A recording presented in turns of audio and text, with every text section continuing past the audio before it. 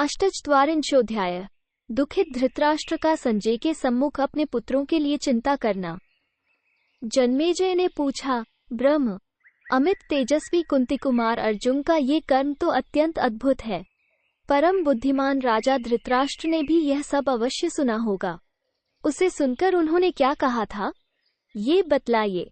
1। वैशंपायन जी ने कहा, जन्मेजय, अंबिकानंदन राजा धृतराष्ट्र ने ऋषि द्वैपायन व्यास के मुख से अर्जुन के इंद्रलोक आगमन का समाचार सुनकर संजय से यह बात कही। 2। धृतराष्ट्र बोले, सूत, मैंने परम बुद्धिमान कुंती कुमार अर्जुन का सारा वृतांत सुना है।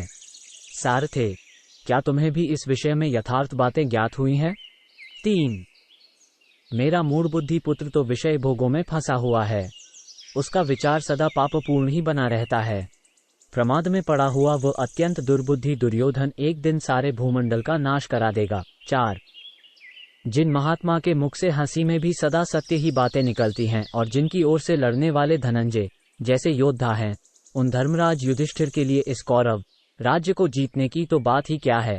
वे तीनों लोकों पर अधिकार प्राप्त कर सकते हैं। 5।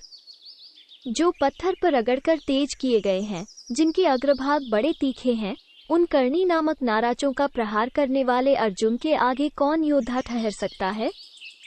जरा विजयी मृत्यु भी उनका सामना नहीं कर सकती। 6। मेरे सभी दुरात्मा पुत्र मृत्यु के वश में हो गए हैं, क्योंकि उनके सामने दुर्धर्ष वीर पांडवों के साथ युद्ध करने का अवसर उपस्थित हुआ है। 7।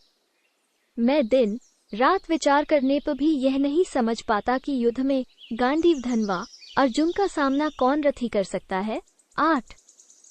द्रोण और कर्ण उस अर्जुन का सामना कर सकते हैं। भीष्म भी युद्ध में उनसे लोहा ले सकते हैं, परंतु तो भी मेरे मन में महान संशय ही बना हुआ है। मुझे इस लोक में अपने पक्ष की जीत नहीं दिखाई देती। 9। कर्ण दयालु और प्रमादी है। आचार्य द्रोण वृद्ध एवं गुरु हैं। उधर कुंती कुमार अर्जुन अत्यंत अमर्ष में भरे हुए और बलवान हैं, उद्योगी और दृढ़ पराक्रमी हैं। सब ओर से घमासान युद्ध छिड़ने की संभावना हो गई है। युद्ध में पांडवों की पराजय नहीं हो सकती, क्योंकि उनकी ओर सभी अस्त्र विद्या के विद्वान शूरवीर और महान यशस्वी हैं।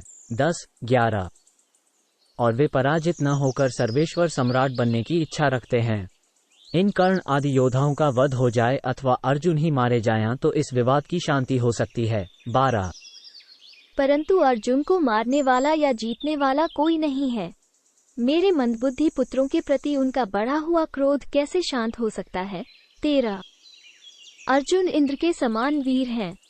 उन्होंने खांडव वन में अग्नि को तृप्त किया तथा राजसूय महायज्ञ में समस्त राजाओं पर विजय पाई। 14 संजय, पर्वत के शिखर पर गिरने वाला वज्र भले ही कुछ बाकी छोड़ दे, किंतु तात किरीटधारी अर्जुन के चलाए हुए बाण कुछ भी शेष नहीं छोड़ेंगे। 15 जैसे सूर्य की किरणें चराचर को संतप्त करती हैं, उसी प्रकार अर्जुन की भुजाओं द्वारा चलाए गए बाण मेरे पुत्रों को संतप्त कर देंगे। 16 मुझे तो आज भी सव्यसाची अर्जुन के रथ की घरघराहट से सारी कौरव सेना भयातुर हो छिन्न भिन्न सी होती प्रतीत हो रही है। 17 जब किरीटधारी अर्जुन हाथों में अस्त्र शस्त्र लिए तूणीर से बाण निकालते और चलाते हुए समरभूमि में खड़े होंगे, उस समय उनसे पार पाना असंभव हो जाएगा।